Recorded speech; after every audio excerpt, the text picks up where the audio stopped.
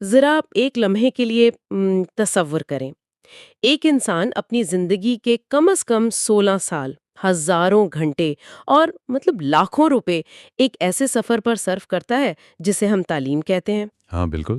وہ دن رات ایک کرتا ہے، امتحانات کے دباؤ سے گزرتا ہے، اور آخر کار ایک چمکدار کاغذ کا ٹکڑا اس کے ہاتھ میں تھما دیا جاتا ہے، صحیح۔ اور وہ سمجھتا ہے کہ اس نے منزل پا لی ہے۔ بالکل، لیکن جب وہ عملی زندگی کے میدان میں قدم رکھتا ہے تو اسے اچانک یہ احساس ہوتا ہے کہ اس نے در حقیقت کچھ سیکھا ہی نہیں۔ اس کا شعور بیدار نہیں ہوا، بلکہ اس نے صرف ایک ڈگری خریدی ہے۔ یہی تو سب سے بڑی ٹریجڈی ہے۔ آج کے اس تفصیلی جائزے میں ہم جس تحریر کی گہرائی میں اترنے والے ہیں وہ محمد فاروق راشد صاحب کی لکھی ہوئی ایک انتہائی اہم دستاویز ہے۔ اس کا عنوان ہے تعلیم سے وابستگی اور تعلیمی اداروں سے رشتہ۔ بہت ہی بروقت اور اہم موضوع ہے جی۔ اور آج ہماری اس گفتگو کا بنیادی مقصد، یا آپ کہہ لیں ہمارا مشن، یہی کھوجنا ہے کہ آخر ہم نے تعلیم جیسے عظیم و شان عمل کو محض ایک مشینی دوڑ میں کیسے بدل دیا۔ اور وہ کون سے عوامل ہیں جو ایک ڈگری ہولڈر کو ایک باشعور انسان بننے سے روکتے ہیں؟ بالکل، اور مصنف نے اس بحث کا آغاز ہی بالکل اسی بنیادی سوال سے کیا ہے۔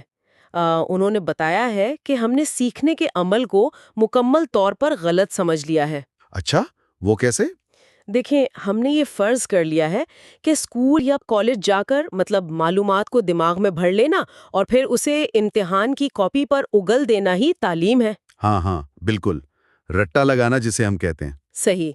یہ دستاویز ایک بہت سخت اور چپتا ہوا دعویٰ کرتی ہے، اور وہ یہ کہ ہمارے تعلیمی ادارے اس لیے ناکام نہیں ہو رہے کہ وہ بچوں کو پڑھا نہیں رہے، بلکہ وہ اس لیے ناکام ہو رہے ہیں کیونکہ وہ صرف پڑھا رہے ہیں۔ صرف پڑھا رہے ہیں، یعنی وہ معلومات کا تبادلہ تو کر رہے ہیں، بالکل معلومات دے رہے ہیں، لیکن انسانی ذہن کی نشو و نما یا کردار سازی میں وہ مکمل طور پر ناکام ہیں۔ تعلیم تو وہ چراغ ہے جسے انسان کو اس کی اپنی ذات سے، اس کے مقصد سے متعارف کروانا چاہیے۔ ٹھیک ہے، چلیں اس معاملے کی تہیں کھولتے ہیں۔ اس بات کو اگر ہم روزمرہ کی زندگی کی مثال سے سمجھیں تو میں یہ سوچ رہی تھی کہ ہم آج کل طالب علموں کو انسانوں کے بجائے USB ڈرائیوز کی طرح ٹریٹ کر رہے ہیں۔ USB drives? یہ بڑی دلچسپ تشبیہ ہے۔ ہاں نا، مطلب ہم بچے کو اسکول نامی کمپیوٹر کے ساتھ پلگ ان کرتے ہیں، صحیح۔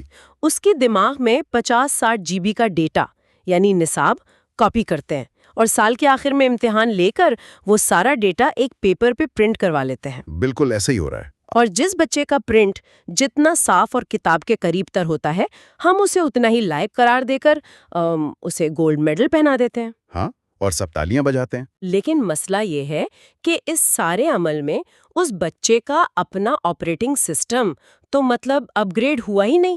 اس کی سوچنے اور سمجھنے کی صلاحیت تو وہیں کی وہیں کھڑی ہے جہاں وہ پہلے دن تھی۔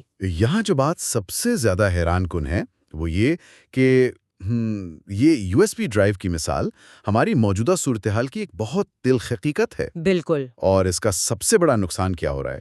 جب آپ کا مقصد صرف اور صرف نمبرز لینا اور گریڈز حاصل کرنا بن جائے تو انسان کے اندر وہ اخلاقی اور فکری گہرائی کبھی پیدا ہی نہیں ہوتی۔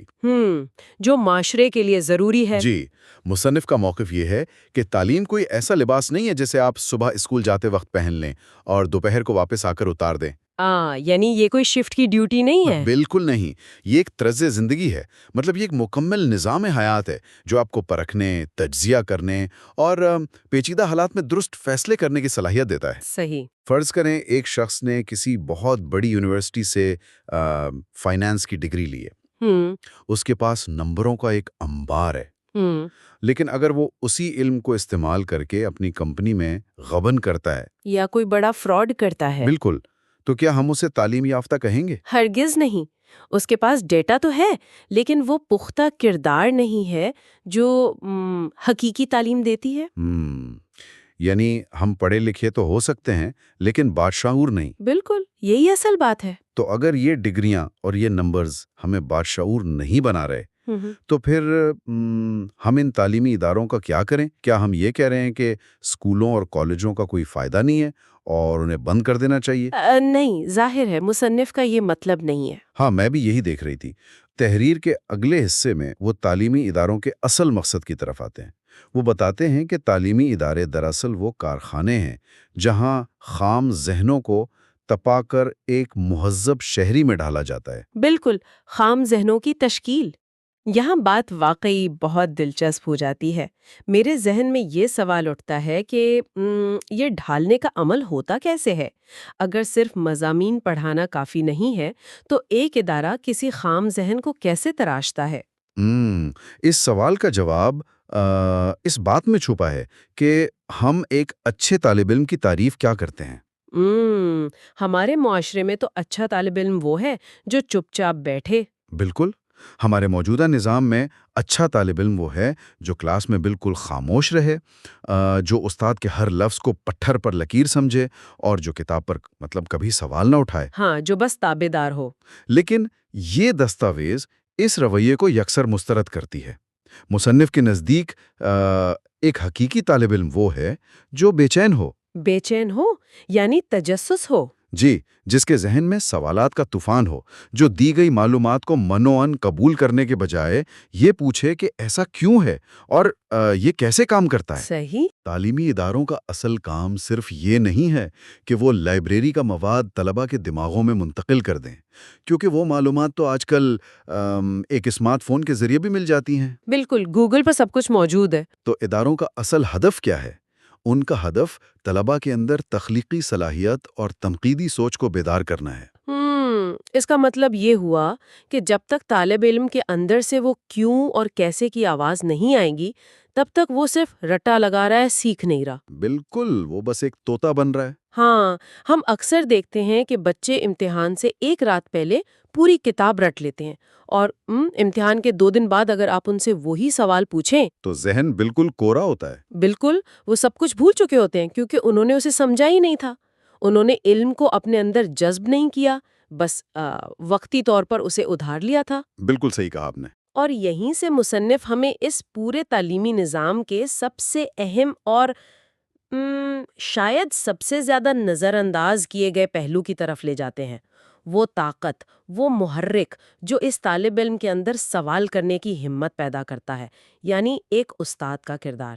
اور مصنف استاد کو صرف ایک ملازم یا بس معلومات فراہم کرنے والا کوئی ذریعہ نہیں مانتے۔ پھر کیا مانتے ہیں؟ وہ استاد کو اس پورے نظام کی ریڑھ کی ہڈی قرار دیتے ہیں، کیونکہ دیکھیں، کتابیں خود نہیں بولتی، نصاب خود چل کر بچے کے دماغ میں نہیں جاتا۔ ہاں، کوئی تو چاہیے جو اسے جوڑے گا۔ بالکل، استاد وہ پل ہے جو ایک بے جان معلومات کو زندہ علم میں تبدیل کرتا ہے۔ وہ ایک رہنما ہے، ایک مربی ہے، جو طالب علم کے اندر چھپی ہوئی اس صلاحیت کو پہچانتا ہے جسے شاید وہ طالب علم خود بھی نہیں جانتا۔ تو اس سب کا اصل مطلب کیا ہے؟ مجھے یہ بات سمجھنے کے لیے گاڑی کے انجن کی مثال بہت مناسب لگتی ہے۔ بتائیے کیسے؟ دیکھیں، ایک انجن میں پیٹرول بھی ہوتا ہے، پسٹن بھی ہوتے ہیں اور ہر چیز اپنی جگہ موجود ہوتی ہے، لیکن وہ گاڑی اس وقت تک 1 انچ بھی آگے نہیں بڑھ سکتی جب تک اس میں لگا ہوا ایک چھوٹا سا پرزا، جسے ہم سپارک پلگ کہتے ہیں، وہ چنگاری پیدا نہ کرے۔ واہ، کیا کمال کی مثال دی ہے آپ نے۔ ہاں، اور استاد بالکل اس سپارک پلگ کی طرح ہیں۔ وہ خود علم کا ایندھن نہیں ہے، لیکن وہ بچے کے ذہن میں موجود تجسس کے ایندھن کو وہ چنگاری فراہم کرتا ہے، جس سے سیکھنے کا وہ دھماکہ ہوتا ہے جو ایک انسان کو زندگی بھر کے لیے آگے دھکیلتا رہتا ہے۔ بالکل، استاد صرف حقائق نہیں بتاتا، وہ ذہنوں کو روشن کرتا ہے۔ اگر ہم اسے وسیع تر تناظر سے جوڑ کر دیکھیں تو اسپارک پلگ کا یہ تصور بہت گہرا ہے، لیکن کیا؟ لیکن ایک انجن کا اسپارک پلگ بھی اس وقت تک کام نہیں کرتا جب تک اسے بیٹری سے کرنٹ نہ ملے، اور اگر اس انجن کے باقی پرزے مثلاً سائلنسر یا ٹائر خراب ہوں تو بھی وہ اکیلا اسپارک پلگ گاڑی کو منزل تک نہیں پہنچا سکتا۔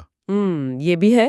اسی لیے مصنف اس دستاویز میں ایک بہت ہی اہم تصور پیش کرتے ہیں جسے ہم ایک ٹرائیڈ یا تکونی رشتہ کہہ سکتے ہیں۔ یہ تکون استاد، والدین اور معاشرے سے مل کر بنتی ہے۔ اچھا، یعنی استاد اکیلا کافی نہیں ہے؟ بالکل نہیں۔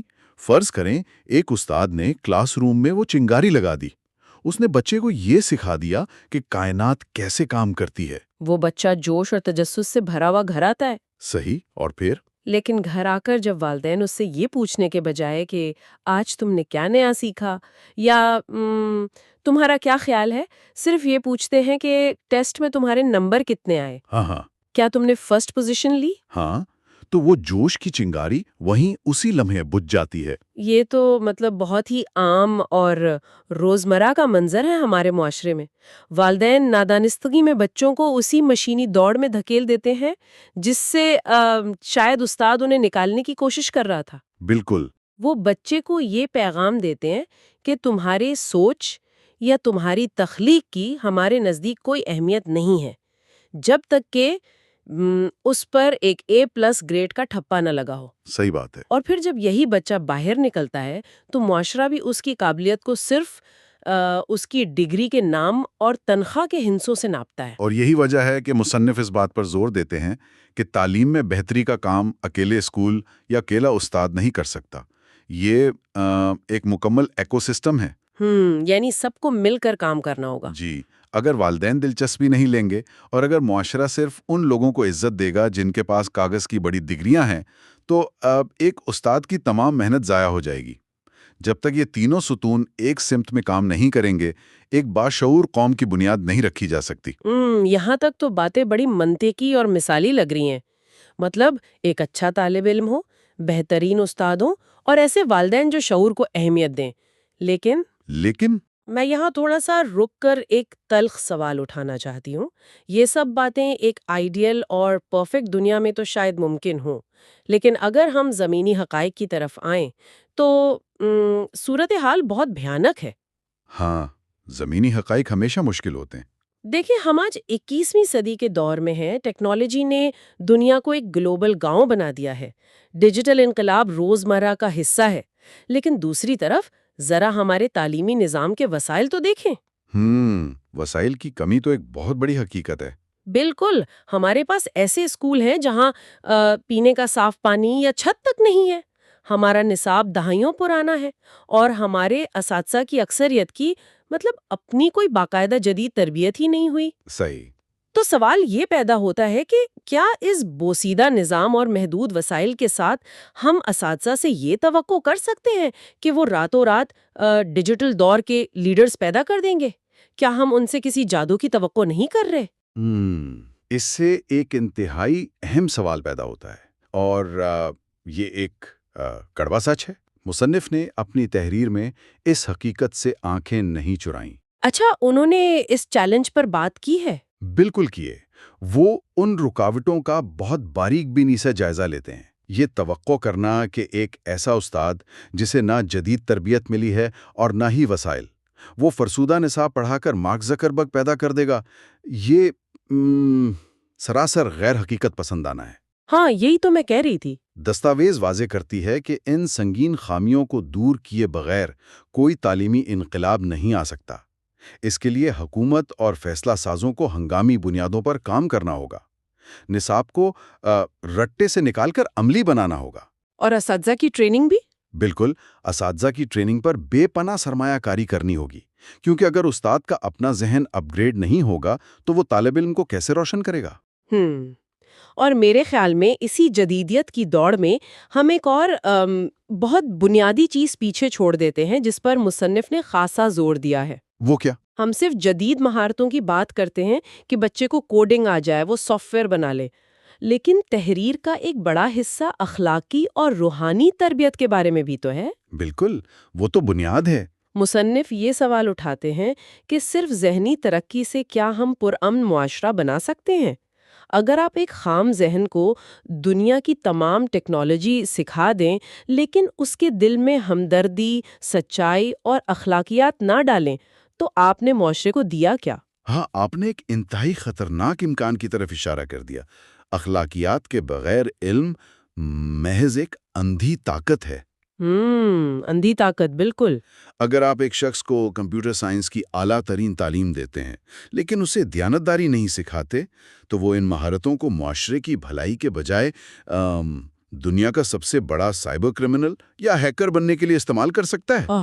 یہ تو واقعی ڈراؤنی بات ہے۔ اس کی ڈگری اسے جرائم سے نہیں روکے گی، بلکہ اسے اپنے جرائم چھپانے کے نئے طریقے سکھائے گی۔ مصنف کا نچوڑ یہ ہے کہ علم کی افادیت تبھی ہے جب وہ اخلاقی اقدار کے تابع ہو۔ اگر ہم ایسا نہیں کرتے تو ہم پڑھے لکھے روبوٹس تو شاید بنا لیں، لیکن مہذب معاشرہ کبھی نہیں بنا پائیں گے۔ تو اگر ہم آج کی اس ساری گہری گفتگو کو اور مصنف کی اس پوری دستاویز کو سمیٹنے کی کوشش کریں تو ایک بہت ہی طاقتور تصویر ابھر کر سامنے آتی ہے۔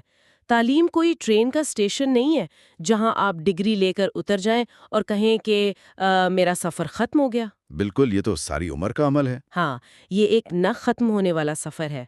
ایک حقیقی معنوں میں تعلیم یافتہ فرد وہ ہے جو اپنے شعور سے اپنے ارد گرد کے لوگوں کی زندگیوں میں آسانیاں پیدا کرے۔ وہ صرف اپنے لیے نہیں جیتا۔ اور یہی وہ مقام ہے جہاں تعلیم ڈگری سے الگ ہو جاتی ہے۔ ڈگری محض ثبوت ہے کہ آپ نے کچھ سال ادارے میں گزارے ہیں، لیکن تعلیم اس بات کا ثبوت ہے کہ آپ کا ذہن اور رویہ بدل چکا ہے۔ صحیح۔ جب تک ہم اپنے نظام کو اس نہج پر نہیں لائیں گے جہاں ہر بچہ نمبروں کے خوف کے بغیر صرف جاننے کی لگن کے ساتھ پڑھے، ہم بحیثیت قوم انہی مسائل میں الجھے رہیں گے۔ اس تفصیلی تجزیے کے بعد ایک بہت ہی اہم اور گہرا سوال پیدا ہوتا ہے، ایک ایسا سوال جسے ہمیں خود سے پوچھنے کی ضرورت ہے۔ بالکل۔ ہم نے یہ تو مان لیا کہ تعلیم زندگی بھر کا سفر ہے اور مقصد محض ڈگری حاصل کرنا نہیں ہے، تو ذرا اپنے ارد گرد دیکھیے اور اپنے اندر جھانکیے۔ کیا ہماری اس روزمرہ کی مصروف زندگی میں ہمارے اندر کا وہ سوال کرنے والا طالب علم اب بھی زندہ ہے، یا جس دن ہم نے آخری ڈگری وصول کی تھی اسی دن ہم نے یہ فرض کر لیا تھا کہ اب ہمیں مزید کچھ نیا سیکھنے کی ضرورت نہیں؟ یہ واقعی بہت گہری بات ہے۔ سوچئے، جب کسی معاشرے کے بالغ افراد، اس کے پروفیشنلز، یہ سمجھنا چھوڑ دیں کہ وہ اب بھی طالب علم ہے، اور جب نیا سیکھنے کی رمق ختم ہو جائے، تو اس قوم کا مستقبل کیا ہوگا؟ کیا وہ قوم فکری اور اخلاقی طور پر وہیں پر منجمد نہیں ہو جائے گی؟ یہ وہ سوال ہے جو اس مطالعے سے ابھرتا ہے اور جس کا جواب ہم سب کو اپنے اپنے دائرے میں تلاش کرنا ہے۔